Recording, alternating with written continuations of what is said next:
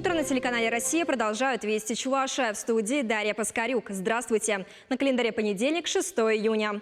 В этом году возможность создать собственное дело на селе получат 35 обладателей гранта «Агростартап». В Минсельхозе республики подвели итоги конкурса.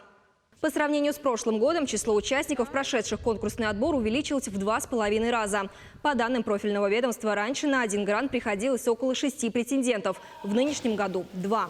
Снижению накала конкуренции способствовало дополнительное региональное финансирование государственного гранта в размере 60 миллионов рублей. «Я помню чудное мгновение. Передо мной явилась ты, как мимолетное видение, как гений чистой красоты». Эти строки из стихотворения Александра Сергеевича Пушкина знакомы практически каждому. И прозвучали они сейчас неспроста. Сегодня, в день рождения великого русского поэта, в нашей стране стартует пушкинский диктант.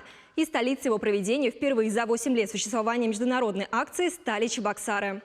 Принять участие в диктанте может каждый. При этом проходить регистрацию на сайте не обязательно. Можно сразу прийти на одну из площадок проведения акции. Площадки выбраны в городе Чебоксары несколько. Это и Чувашский госуниверситет, Русский драмтеатр, Национальная библиотека, а кроме того детские сады и школы. Мы обратились к главам администрации муниципалитетов для того, чтобы аналогичные площадки они создали у себя. Ну, как правило, на базе именно образовательных учреждений, для того, чтобы основная масса, а это школьники, приняли в этом участие.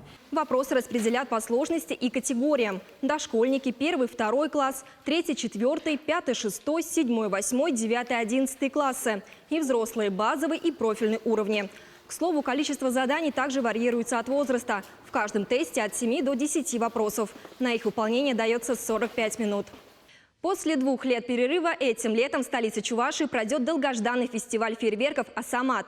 Красочное шоу салютов планируется провести 24 июня, в День Республики. Правда, в этом году участников будет меньше, чем обычно. Ожидается выступление всего 2 команд – из Чебоксар и Алматы. Начало показа фейерверков запланировано на 11 часов вечера. В музее чувашской вышивки открылась выставка работ Галины Изратовой «Недопетая песня». Экспозиция посвящена 65-летию мастера народных художественных промыслов, до которого она, к сожалению, не дожила.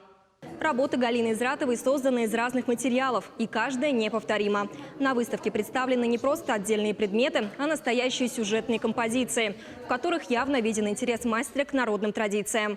Куклы в национальных костюмах и украшениях, домашний скот, сваленный из шерсти.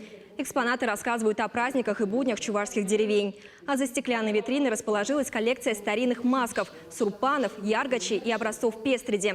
Галина Изратова не стала в сентябре 2016 года. Поэтому открытие выставки для поклонников творчества мастера стало и своего рода вечером памяти. Здесь есть ее работы, которые нас могут радовать, вдохновлять. И мы вспоминаем все самое хорошее, смотря ее работы. Таковы вести к этому часу. Желаю вам продуктивного дня. Оставайтесь на телеканале «Россия».